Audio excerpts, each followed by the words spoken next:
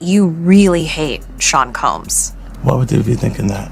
Because of the things that you post on Instagram, Yeah, because this, of the... Look at this. And let's stop for a second and do say that I hated him enough to hire his kids. And we've never done anything to each other. So it's just competitive energy and things that you say about other artists while you're in hip-hop culture. With Combs Enterprise, they come in and they work and they don't get paid. Oh, yeah. Oh, we're gonna build up to it real quick.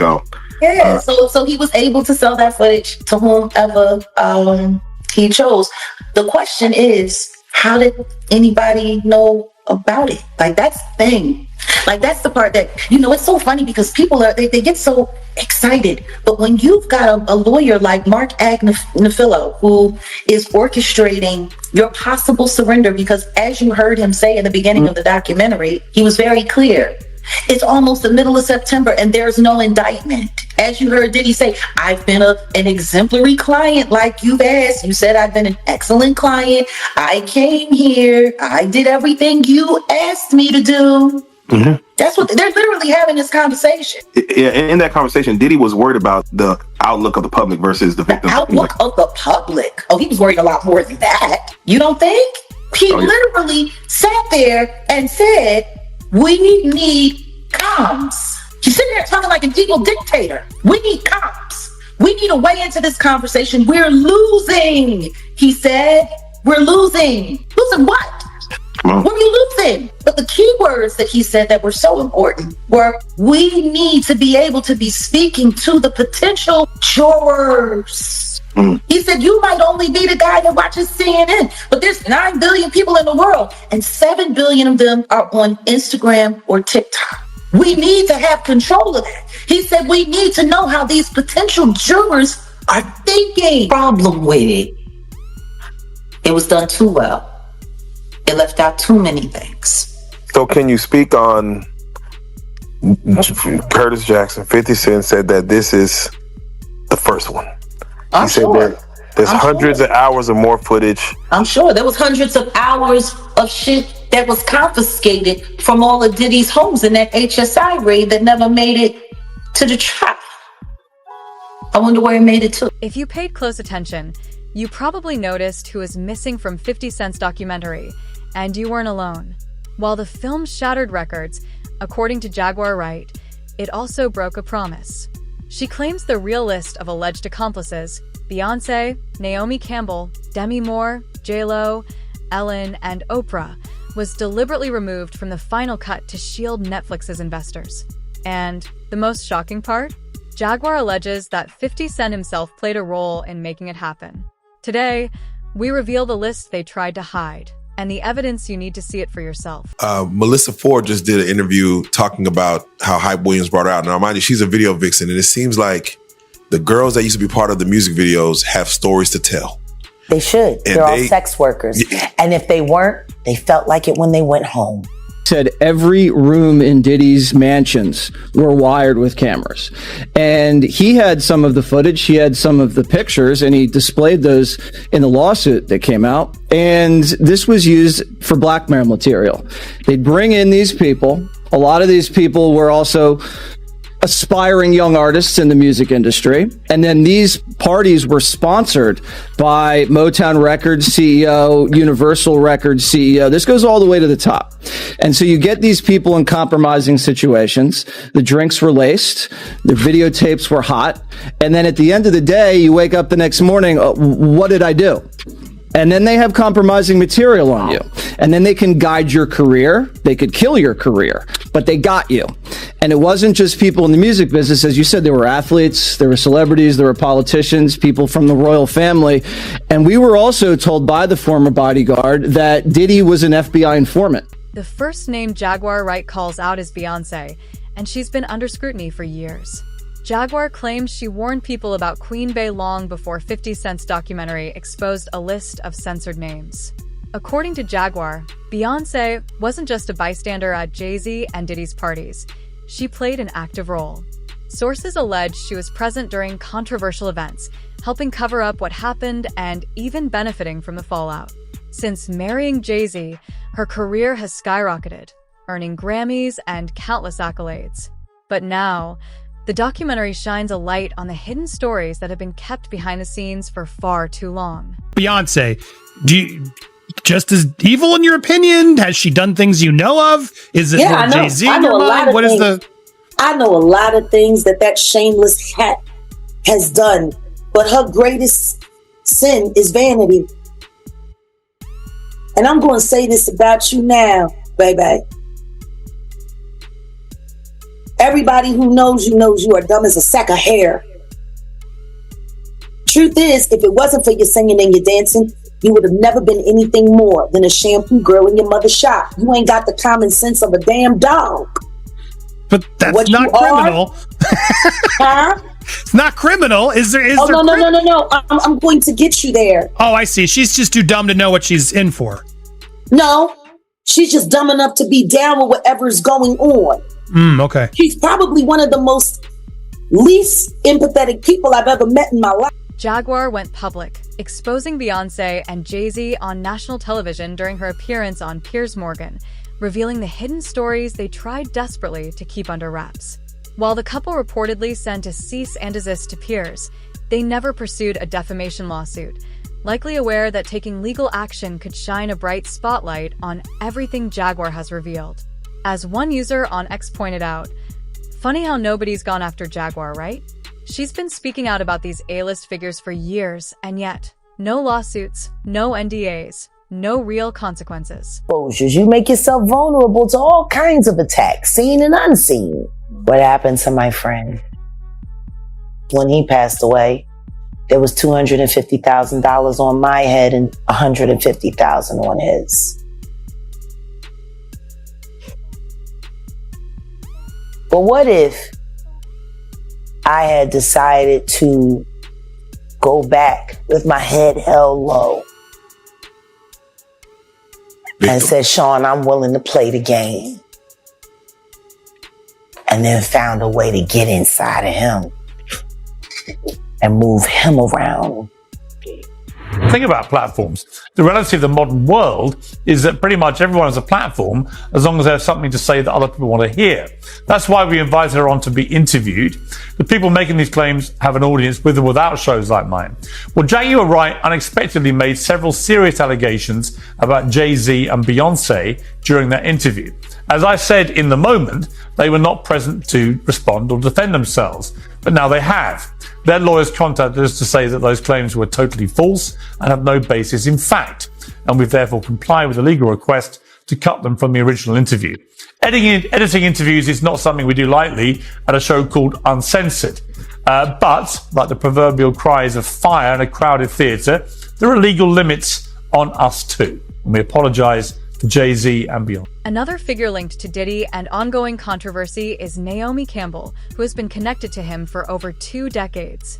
Her name comes up amid past scrutiny for associations with high-profile figures tied to serious crimes, including Jeffrey Epstein and Ghislaine Maxwell, raising questions about the circles she's long been part of. Most people, especially this awful son, wanted me to be in jail, and I'm not saying what my behavior was correct. I think that everyone during this period of terminal 5 madness was upset and irate, and I guess I just took it.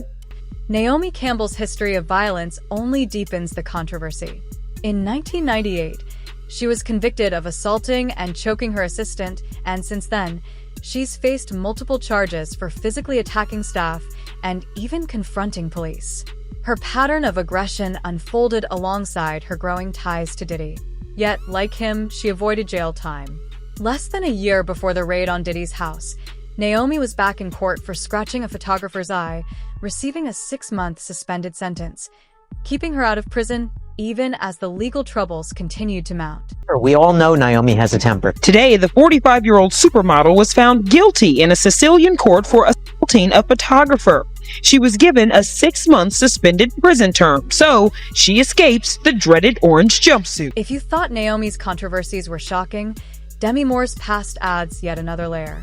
A longtime associate of Diddy, More came under scrutiny after a resurfaced 1982 video showed her inappropriately engaging with her then 14-year-old General Hospital co-star, Philip Tanzini, at his birthday party. In the footage, she repeatedly kisses him and makes overly familiar remarks, reigniting public attention on her actions decades later. Loan is the greatest, and I'm putting in a fuck! Thank you.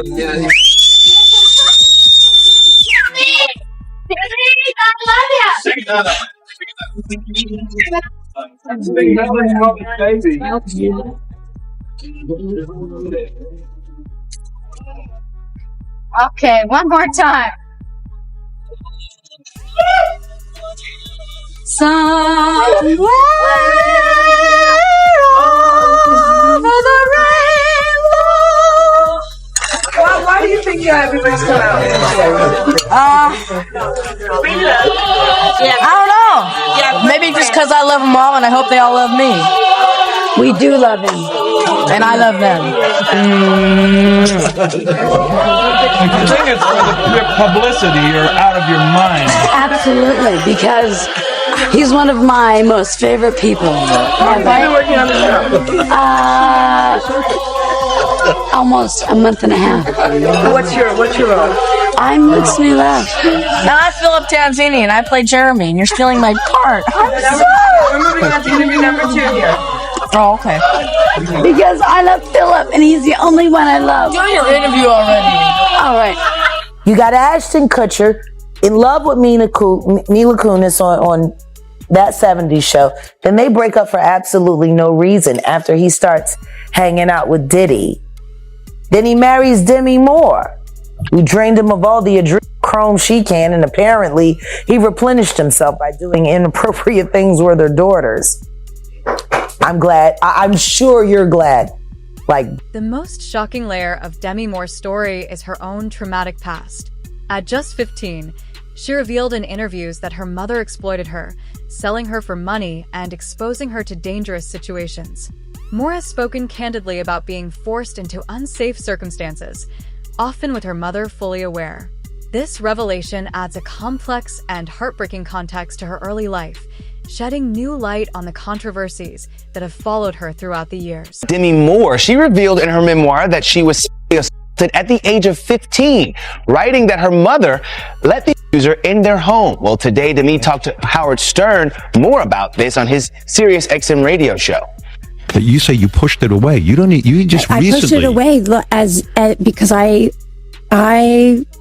felt like it was my fault.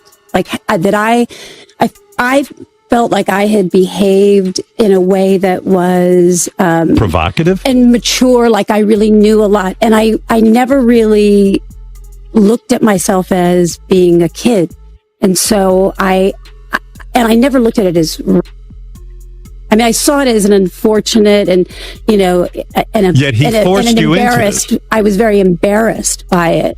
In all honesty, I think that the shame I carried because of the made me afraid to feel I could comfortably express myself sexually. It makes me just remember the conversation that I had with her where she talked about the purpose of her writing this book was to share her story in hopes that it would empower other young women. She did talk about a lot of the other things to Howard Stern. She said she auditioned for Top Gun, obviously didn't get the part. Among the few who actually fled the U.S., Ellen takes the spotlight in 2024, shortly after Diddy's Miami mansion was raided. She announced she was leaving the country for good. The timing didn't go unnoticed, and fans quickly spotted her dramatic transformation, trading her iconic blonde hair for a new style as she relocated to England to start fresh, seemingly distancing herself from the chaos surrounding Diddy. They're losing their minds. She sounded so sincere, didn't she? Very she sincere. Virtually choke on her words. But the best one for me is Ellen DeGeneres, who is, by the way, a very nasty person. I've had dealings with her in Australia. Could I tell you some stories about that cow? But anyway, good riddance to her. But, she was quite friendly with that P. Diddy bloke, wasn't she? Well, this is why I say release the Diddy files. Yeah. So, pedophiles. Come on, Donald Trump. We want to know whose name. So maybe she's hightailing out of there before all that is thrown at her as well. But what a bunch of hypocrites. Ellen DeGeneres and her wife, Portia de Rossi, have reportedly fled the US, bound for the UK, after Donald Trump's landslide victory. Numerous publications are reporting the couple have left the United States permanently. There are also reports the couple have put their Montecito mansion on the market. Entertainment publication The Wrap has the exclusive story and said Ellen DeGeneres and wife Portia de Rossi have moved to rural England, put their Montecito estate on the market, and plan to never return to the United States, telling friends the election of Donald Trump was their primary motivation. Ellen DeGeneres has been a vocal Trump critic, so the move doesn't come as a surprise to most. Really bad. If you had to be stuck in an elevator with either President Trump, Mike Pence, or Jeff Sessions, who would it be? Does one of us have to come out alive? Ellen DeGeneres has been seen rocking a new hair color since moving to the UK.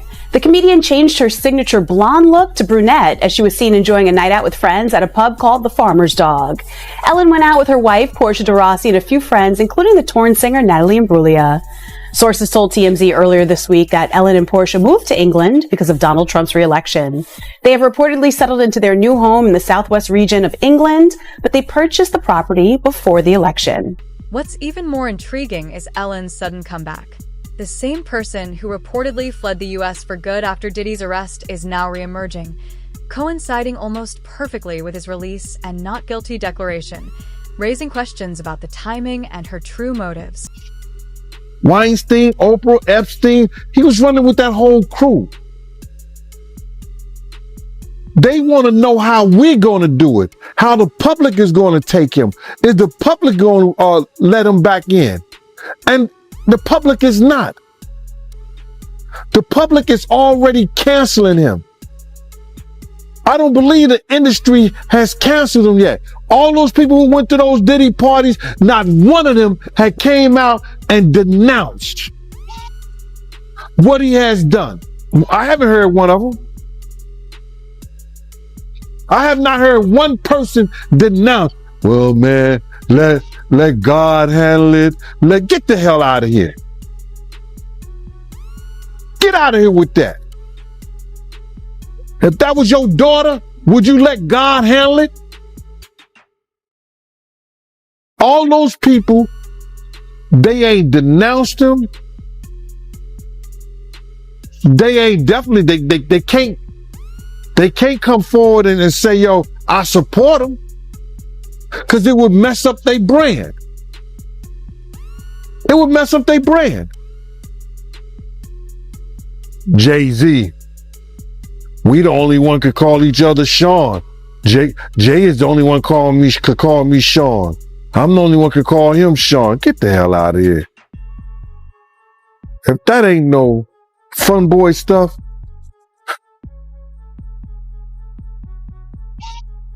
But you ain't had not one person, brother, not one person sit there, denounce what he did, or come forward and say, I support him.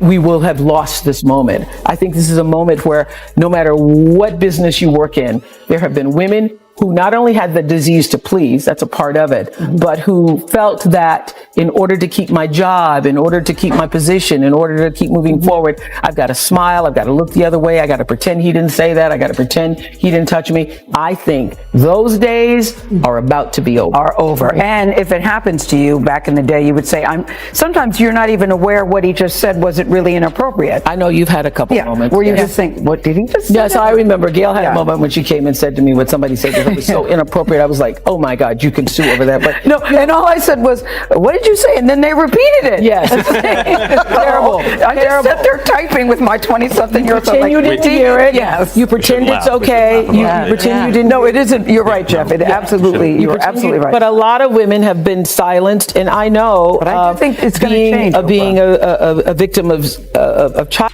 sexual abuse, that when you feel like you cannot be heard, and then other people start speaking out, it makes you feel like, oh, now I can speak out too. Yeah. So, You've been speaking about it for years. Yeah. One high-profile figure attempting to distance herself from Diddy is Oprah. Her connections to Harvey Weinstein, Jeffrey Epstein, and Diddy are well documented. She was reportedly close to all three, with photos even showing her alongside Weinstein. But once his crimes were exposed, Oprah swiftly reshaped her public image, acting as if she had never had any ties to him. P. Diddy, what do you think is going to happen with all that now? I knew a lot of people who knew Jeffrey Epstein, like a lot. I never met Jeffrey Epstein, thank God. I certainly knew a lot of people who knew him, and like a lot, like more than 10. Jeffrey Epstein was not considered like some far out sinister figure in the world that I lived in. I mean, I'm just being totally honest about this. He was like this kind of interesting guy who had, had this kind of rotating salon at his house off Fifth Avenue in New York, and there was always the Israeli prime minister and former presidents and like just interesting people, I did not understand what that was about at all. And so when he died, I was like, oh, poor guy, off in prison. And then I got a call from his brother, just randomly. And his brother said, he did not convince him. Was really shocked by that. And I thought maybe his brother's crazy. So this set off a multi-year journey for me that really changed my views about a lot of different things. And the bottom line is Jeffrey Epstein was, and not only murdered, but he was murdered in the most secure federal lockup in Midtown Manhattan.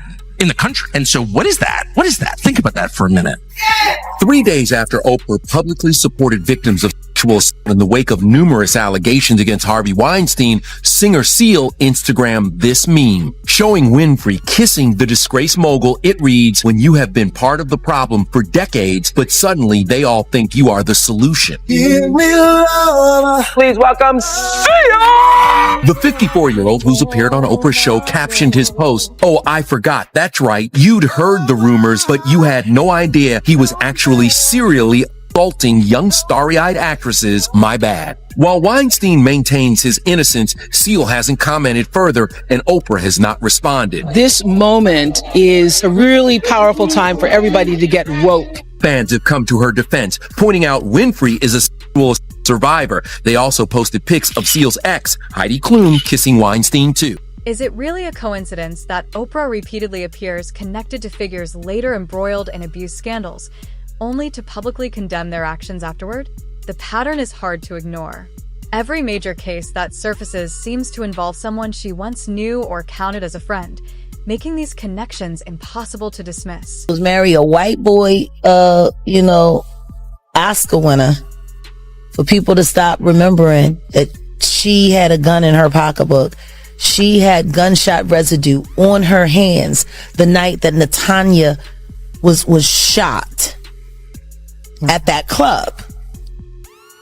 For all we know, that bullet came from the gun that was in her hand. And not once has she spoken up for the betterment of that woman. Not once has she donated to her family or for her medical bills that she's still paying, or say something in her defense to stop Puffy from gaslighting her and trying to put hits out on her because he was afraid that maybe one day they would open the case and she still has the bullet fragments in her face. Like J-Lo has said nothing.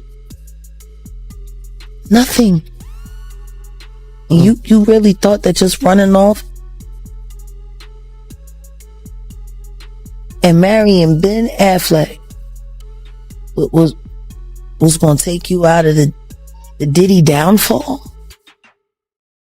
But it saved her the first time though, didn't it? Because as soon as that club was over and as soon as they finished interrogating her, when she sat there and cried like a baby, I don't want to go to jail.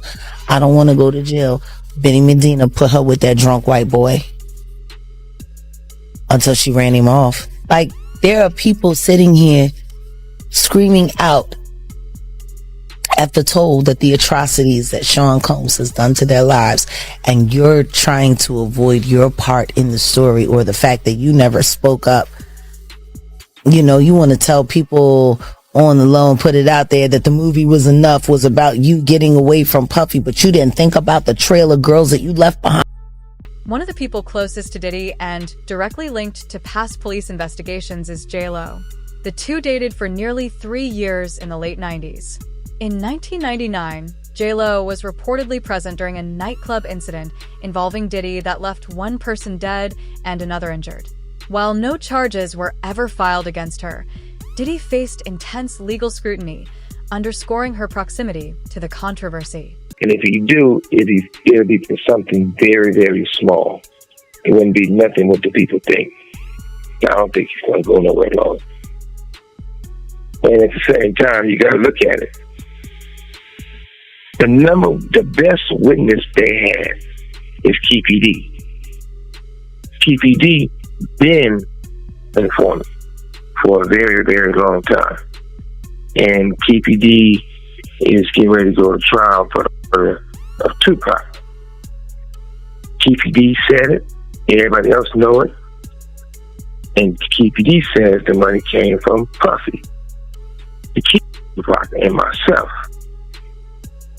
So if they really wanted Puffy that bad, KPD would have put a deal with them, got on that stand, and broke it down. That'd have been the RICO right there.